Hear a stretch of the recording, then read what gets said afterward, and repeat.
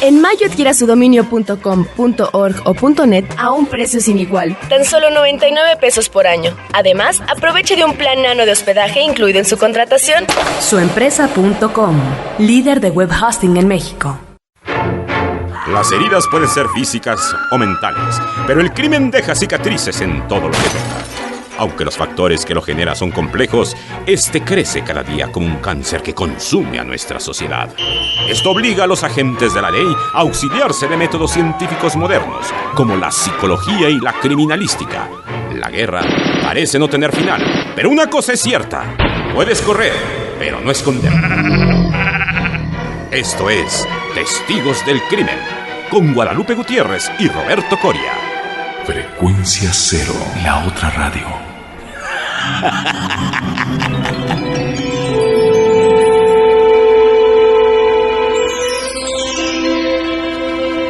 Donde quiera que se encuentren, les enviamos el más cordial de los saludos. Nos encontramos en una nueva emisión de Testigos del Crimen, el podcast de Frecuencia Cero de Interplanet dedicado al tema criminal. Y no se olviden que Frecuencia Cero es, gracias a su preferencia, la mejor opción en contenidos podcast en español. Muy buenas tardes, mi querida Guadalupe Gutiérrez. ¿Qué tal, Roberto Coria? Aquí muy contenta en una emisión más que va a ser muy interesante para todos nuestros escuchas. Sí, así es. Pues comencemos comunicándoles las vías de comunicación. Primeramente tenemos nuestro correo de voz habitual, el 2455-5099. O bien el 01800-087-2423, que aquí pueden dejar su mensaje a cualquier parte del país o del extranjero sin costo alguno para ustedes, y les vamos a pedir un inmenso favor que dejen especificados para quién va, qué programa, porque bueno, Frecuencia Cero cuenta con muchos podcasts, pero a quién va dirigido, en fin, todas estas cosas. Así es, también tenemos, las vías electrónicas. Pueden dejar directamente un comentario en nuestra página web www.testigosdelcrimen.com, o bien un email en info@testigosdelcrimen.com. También le agradecemos su compañía y su sapiencia, como siempre, a nuestro querido productor René Palacios Gaguín, quien está detrás del cristal. Y pues queremos agradecer todos los correos electrónicos que hemos recibido, especialmente uno de un amigo que nos escribe sobre Ciudad Juárez. Sí, es Gemó. No nos dice su nombre. Bueno, ya sabemos que en internet y en todos los correos, pues cada quien se hace llamar, ¿no? Como mejor le gusta. Y bueno, le agradecemos sus comentarios, sus sugerencias. Y bueno, lo invitamos a que siga escuchando este podcast, que yo creo que va a encontrar de gran interés para él. Así es, así como de gran interés son los temas que tratamos de mostrarles semana con semana. El día de hoy, Guadalupe, vamos a hablar acerca pues de un tema doloroso en muchos aspectos. Doloroso desde el punto de vista pues de la víctima, ¿no? Desafortunadamente, todos hemos sido en algún momento de nuestra vida víctimas de alguna forma de delito, ya sea desde que te roban una autoparte. Y yo voy a decir desde la secundaria, ¿no? El clásico que te robaba tu sándwich, ¿no? O en la primaria. Ándale, bueno, esos eran los gandallas típicos, pero ciertamente eras víctima porque de repente llegabas y ya no había sándwich. O lo típico de secundaria, prepa, etcétera, las batas, las calculadoras. Hasta cuestiones más dramáticas, ¿no? Si vas en un microbús, si vas en un taxi, muchas personas en esta ciudad desafortunadamente han vivido la experiencia terrible de que un cuate a mano armada les despoje de todo lo que traen, hasta llegar a los casos, pues yo creo que más infames y más traumáticos, ¿no? Una violación, el homicidio de una persona querida. Este programa lo vamos a dedicar a la victimología. El secuestro también, es una de las grandes partes de delincuencia que deja grandes secuelas en el individuo, ¿no? Exactamente. Y como grande es el catálogo de delitos a los que pues estamos expuestos día con día, es importante hacer algunas consideraciones sobre los factores biopsicosociales que influyen en el fenómeno criminal. Y precisamente la disciplina auxiliar del derecho penal, de las ciencias penales, que estudia a la víctima como tal, pues es la victimología. Claro, y esta es una disciplina auxiliar de las ciencias penales que se encarga del estudio de las víctimas y sus procesos de victimización desde el punto de vista biopsicosocial. Yo creo que debemos de comenzar a precisar, querida Guadalupe, ¿qué es una víctima? Bueno, la víctima es aquella persona que va a sufrir un daño por culpa propia o bien ajena, y por causas fortuitas y a veces, en ocasiones, también buscadas. Ajá. ¿No?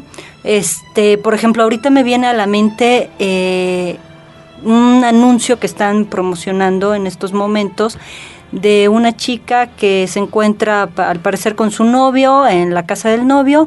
Dice, oye, son las 5 de la mañana, ya me voy.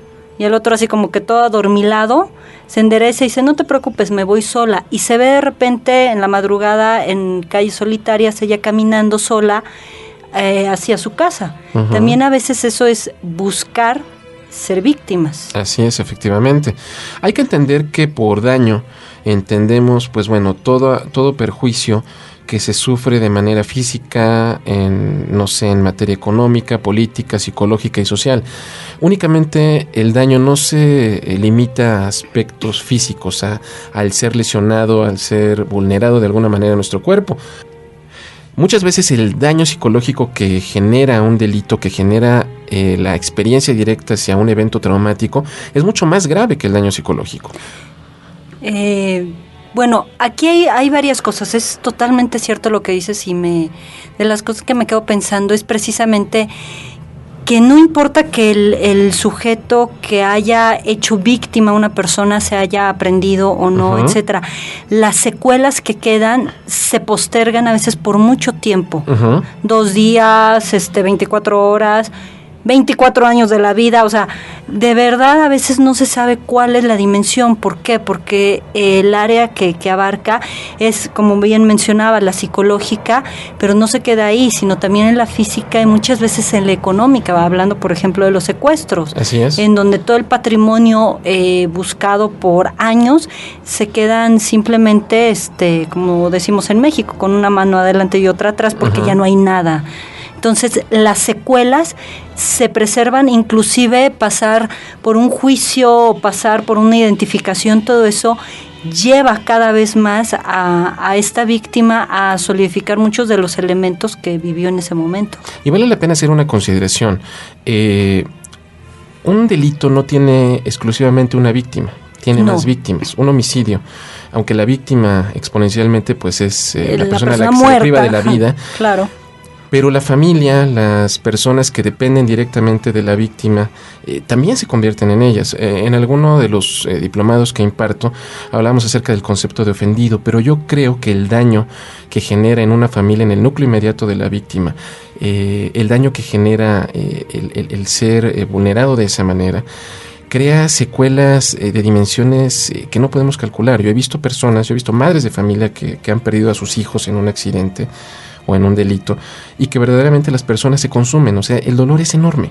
Entonces, yo creo que el concepto de víctima se extiende mucho más allá, incluso a las personas que de alguna manera tratan de interferir o tratan de ayudar para evitar que otra persona sea victimizada. Ellas también se convierten en víctimas. Pero ¿qué te parece si hacemos en este momento una pequeña pausa y regresamos con este tema? Claro que sí, nos vemos después del corte.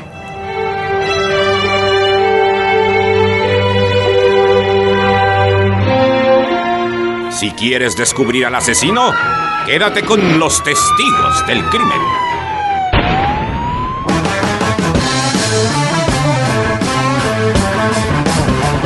El rock es universal. Lo electrónico nos invade. Pero hay un ritmo que te hace sentir en tu frecuencia.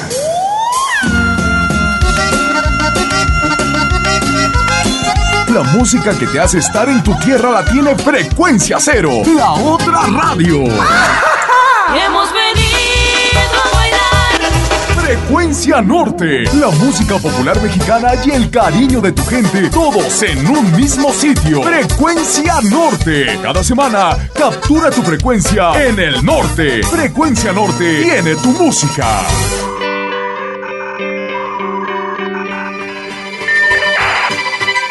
www.frecuenciacero.com.mx. Frecuencia Cero, la otra radio. Un nuevo medio para una nueva generación. Continúa descubriendo pistas con los testigos del crimen.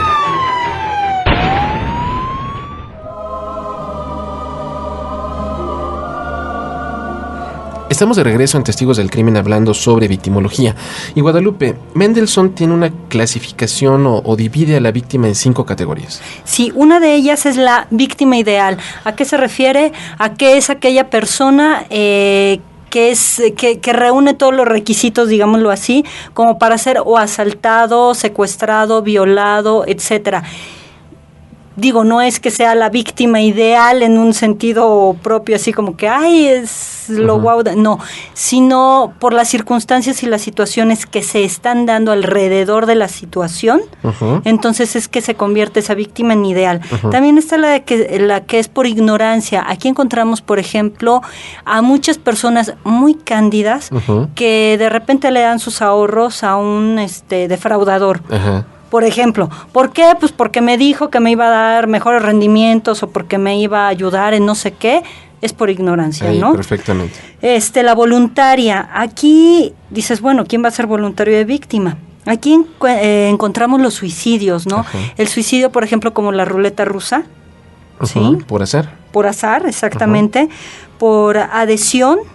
Es decir, las personas que dicen, bueno, yo te quiero, tú me quieres, pero ya la vida es una porquería, vamos a matarnos juntos. Los pactos suicidas, como las cuestiones sectarias, exactamente. ¿No? Estos, por ejemplo, hace algunos años los cuando de Waco, pasó, Texas, con David Koresh. De que nosotros amamos a nuestra guía y entonces todos se matan. Por ejemplo, esos son por adhesión y también son víctimas. La eutanasia aquí, que llama la atención, pero también es parte de esta clasificación, que ya en algún momento nos dedicaremos a hablar de eutanasia y todas estas opiniones y puntos de vista. Es un tema controversial. Por supuesto, y la pareja criminal en donde después de hacer todas las fechorías, pues terminan matándose para no caer en manos de la justicia. Bonnie y Clyde, como comentamos en su momento. Exactamente, ¿no? O igual como nuestro podcast de Columbine, que platicamos de estos dos chicos, que bueno, no era una pareja tal cual, pero bueno, eran dos, y para no enfrentar a la justicia se matan. Así es. Después de haber matado quién sabe cuánto. Luego está también las víctimas que son más responsables que el agresor. Entonces, oye, ¿cómo es posible esto? En situaciones en donde ellos al momento, en este anuncio que te digo, y como muchas chicas o chicos que de repente, o señores que salen a las 3 de la mañana, o que se exhiben y no hay ningún juicio como para autocuidarse, ahí son más responsables que el agresor, por ejemplo, ¿no? Claro. Y por último, el de total responsabilidad. ¿Cómo es este? Suena, ahí sí, como que más agudizado. Es cuando la persona se pone a expensas completamente de los victimarios, ¿no? Aquellas personas que van a infligir el daño, el malestar, aquello que le puedan provocar. Es necesario decir que en el binomio víctima-victimario, bueno, entenderemos por victimario, como dices, a esa persona que genera el daño físico, el sufrimiento o el padecimiento a una persona.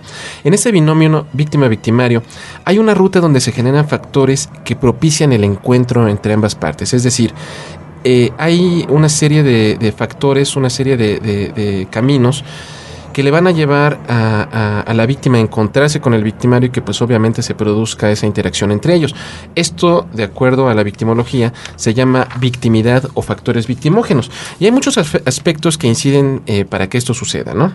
Sí, parte de esos son todas las circunstancias que rodean. Una van a ser las situacionales, Roberto, que son todas aquellas que tienen que ver con los lugares, la vía pública, la casa. Dices, bueno, la casa es el lugar seguro, sí, pero ¿cuántas asaltos, muertes, homicidios conocemos que suceden en las casas, ¿no? Claro. Obviamente también los lugares, ¿no? Porque, bueno, es cierto que aunque el fenómeno delictivo se ha extendido en toda la ciudad, hay zonas que son de riesgo más evidente, ¿no? No es lo mismo caminar en algún lugar, tal vez en una zona donde no haya mucho tránsito de personas, donde no haya gran actividad que pueda atraer a la delincuencia, como en zonas donde haya altamente más actividad comercial, ¿no? O zonas más criminógenas, exactamente. Fíjate, yo ahora estoy recordando hace algunos años, en alguna ocasión que iba pasando por la colonia Buenos Aires, le robaron la bolsa a una señora de su auto, de su vehículo, y lo que hizo ella fue bajarse y perseguir al ladrón. Uy. Y lo único que yo alcancé a ver es que se estaba metiendo por callejones y esta señora seguía corriendo. Ajá. Esas son esta parte, por ejemplo, hablando de víctimas que son responsables de ser víctimas a la vez, claro, de que se estaba metiendo además a la boca del lobo. Uh-huh. ¿Sí? No es echarle tierra a ningún lado, pero conocemos los riesgos de las colonias, Sí, ¿no? obviamente no podemos medir cuál va a ser la reacción que nosotros vamos a tener al enfrentarnos a esto. Otro aspecto que también hay que considerar, Guadalupe, es el tiempo. ¿A qué hora en el día sucede la exposición al fenómeno criminal? No es lo mismo el riesgo que supone caminar a plena luz del día que a altas horas de la noche en algún lugar desolado, ¿no? Por ejemplo, ¿no? O la época también, de alguna manera, hemos visto que en los meses decembrinos donde hay pues la Navidad, el dinero para las compras y todo eso, obviamente pues el criminal está más alerta porque puede encontrar víctimas más jugosas, ¿no? Sí, otro de los factores es el biológico, que también va a tener que relacionarse con el estado físico y la salud de la persona, ¿no? Si está en estado de ebriedad, si está intoxicado, igual con la edad y el género. Que lo hemos visto en muchos casos aquí en Testigos del Crimen. El género, desafortunadamente, siempre va a ser un aspecto que va a pues de alguna manera asegurar la ventaja de un agresor para victimizar a una mujer, ¿no? Esa aparente debilidad de la mujer, muchos delincuentes se valen de ello, ¿no? Por supuesto, hemos de recordar el famosísimo caso que hemos comentado aquí de la Mataviejitas, ¿no? Que se iba contra personas de la tercera edad y todas mujeres. Contra grupos vulnerables. Pero bueno, ¿qué te parece si sobre los niveles de victimización y ya el episodio traumático en sí hablamos después de esta pausa? Me parece muy bien.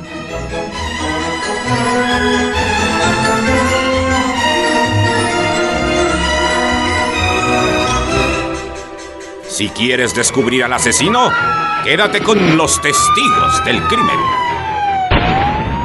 Buenos Aires, Jerusalén, Kabul, Islamabad, Bangkok, Yakarta, Beijing. Porque a través del conocimiento y la comprensión de los problemas de otros países, podemos encontrar la solución a los del nuestro.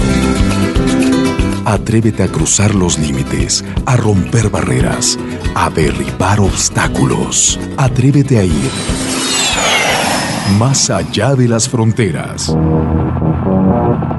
www.másalladelasfronteras.com. Una mirada al acontecer internacional. Frecuencia Cero, la otra radio.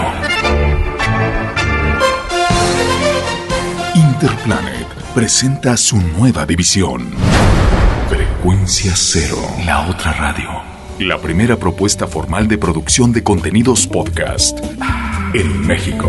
Frecuencia Cero. Continúa descubriendo pistas con los testigos del crimen.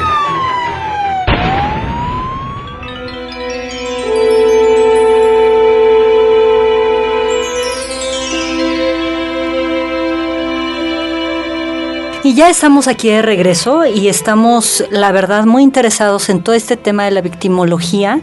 Y bueno, síguenos contando de estos factores. Bueno, Roberto. En victimología podemos identificar lo que se llama niveles de victimización. En primer lugar tenemos obviamente la victimización primaria, que es la agresión o el daño directo que sufre la víctima. Hablaríamos también de una victimización secundaria, que esa es muy grave que ocurra. También se le llama sobrevictimización, y es la que sufre la víctima a consecuencia de una mala respuesta de las autoridades después de sufrir el daño. ¿Cuántas veces hemos ido al Ministerio Público y nos han tratado mal? ¿Cuántas veces los servicios de emergencia no tienen los recursos o el material apropiado para atender a la víctima o el personal humano calificado para ello? Entonces, esta sobrevictimización es muy grave que ocurra porque supuestamente las instituciones están para brindarte el apoyo. Por supuesto, igual cuando se dan largas y largas al proceso, cuando no se está trabajando, no se está haciendo las las cosas. Tenemos también una victimización terciaria que sucede a nivel de grupo o sociedad, donde se manifiesta la construcción de estereotipos, discriminación o prejuicios. Es muy común esa frase estúpida de que la violaron porque se viste así y anda en la noche. Sí, ese tipo de cosas, ¿no? Es algo bastante absurdo que cae, en comentarios machistas fuera de lugar. Es como decir, le robaron el reloj porque traía reloj. Claro. Así de absurdo se oye. Me dicen, no, es que no es lo mismo la búsqueda de algo material que la exacerbación sexual. Claro. Es una falla en el manejo de límites, obviamente por parte de los criminales y delincuentes, pero es absurdo, ¿no? Y tenemos también finalmente una victimización mutua, que son casos donde ambas partes pueden ser criminal y víctima a la vez. Esto por lo general se trata de situaciones y de actos consensuales, como por ejemplo el incesto. Sí, y también en casos, por ejemplo, de chantaje, ¿no? En donde uno está atando al otro, pero el otro a su vez se está amarrando y mutuamente se están victimizando y se están volviendo víctimas, ¿no? Con constante amenaza. Exactamente. También hay que considerar, hay una tendencia social, Guadalupe, a deedificar o a desprestigiar a las víctimas. ¿A deedificar a quiénes? A los niños, a los ancianos, a las figuras públicas, o desprestigiar a grupos vulnerables como pueden ser prostitutas, niños de la calle, drogadictos, homosexuales, etcétera, etcétera. Yo creo que no hay que perder de vista que todas las víctimas son seres humanos, sin importar cuál sea su situación. Todas merecen el mismo grado de atención y pues obviamente todo el respeto y que toda la objetividad que se pueda se vierta en la investigación para poder llevarla a la mejor solución.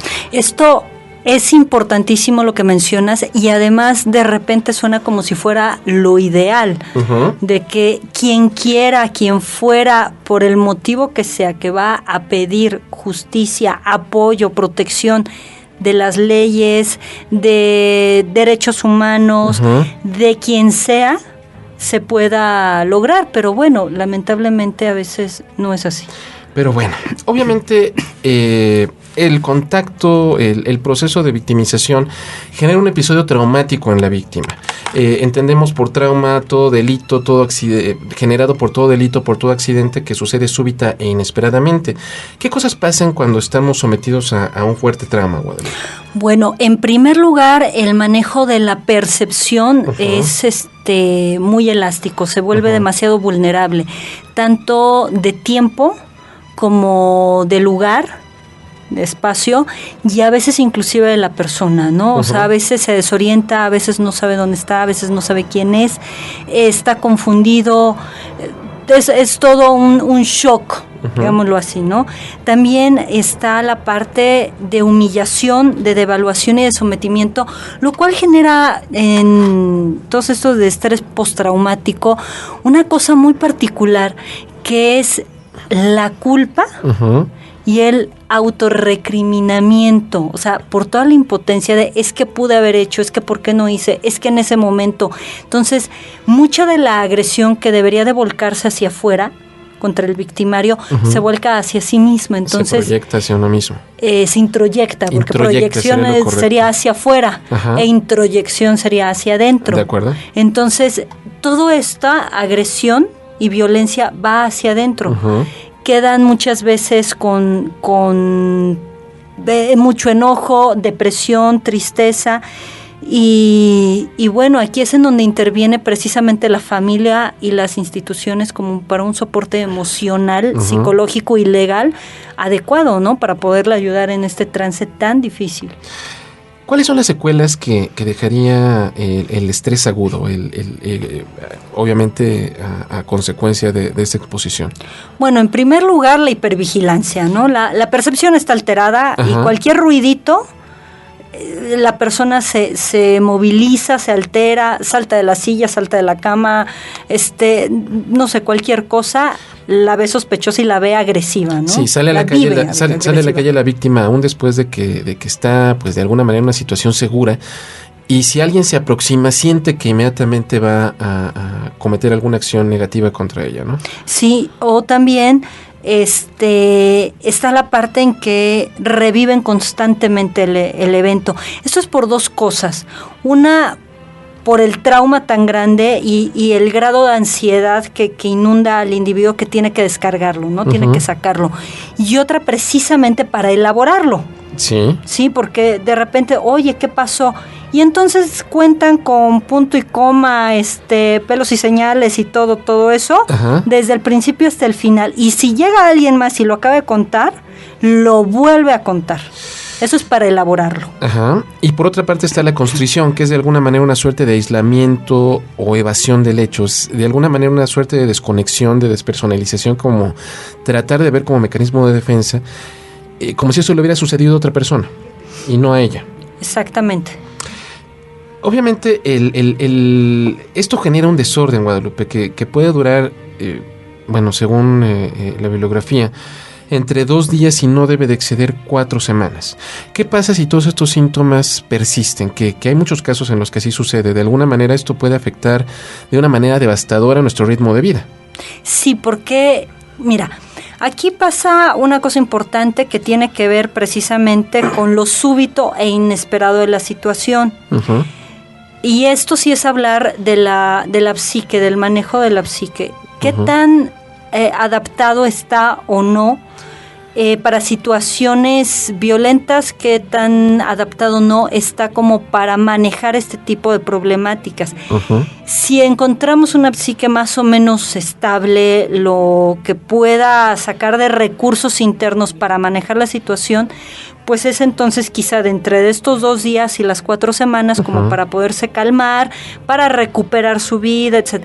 Cuando no es así, se puede llegar inclusive a problemas de fragmentación interna, ¿sí? A problemas de falla de contacto con la realidad o de esta realidad alterada, porque la percepción está sumamente movida y conmovida en toda esta situación. Hay una desconexión, a veces hay amnesia disociativa. ¿Qué quiere decir? Que me acuerdo de unas partes, pero de otras no. Y también a veces como mecanismo de defensa es una ruptura ideoafectiva o una disociación ideoafectiva, más propiamente dicho. Es decir, la idea va por una parte, puede decir, contar, pero el afecto es como si no existiera y dices, oye, te hicieron y oye, a veces eso se confunde con qué fuerte está o lo supo manejar excelentemente bien. No, está dividido el afecto y el pensamiento, porque si no, se quiebra. Uh-huh.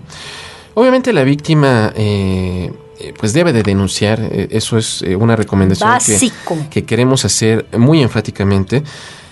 De alguna manera, la víctima al momento de denunciar, al momento de acercarse a las instituciones, tiene necesidades. Primeramente, la de sentirse segura, de expresar sus emociones, pero es importante que la autoridad sepa escuchar. La víctima de alguna manera desea descargar todo lo que tiene adentro y posteriormente saber qué va a suceder después de esta experiencia.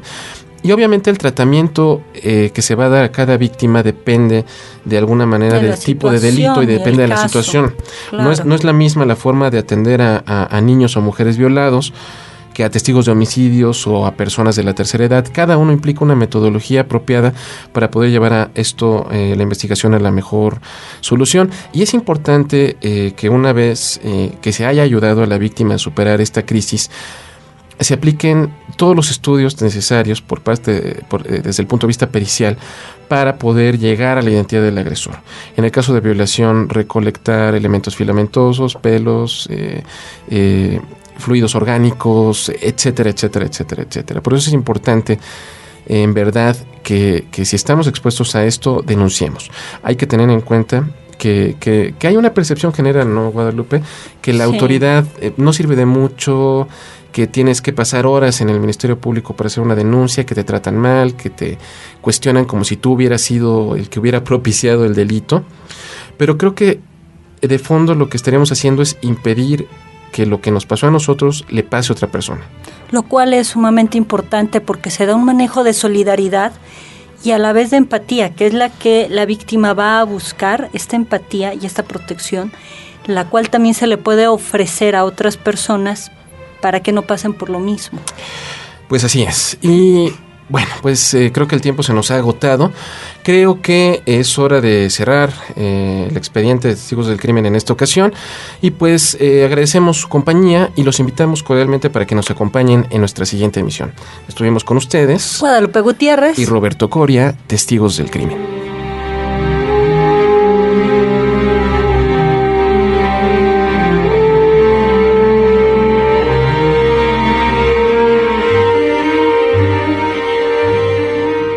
Esto fue Testigos del Crimen con Guadalupe Gutiérrez y Roberto Coria. Mantente en contacto con nosotros en www.testigosdelcrimen.com o al teléfono 24 55 50 99. Testigos del Crimen, un programa más de Frecuencia Cero, la otra radio. lo mejor de la radio en la palma de tu mano.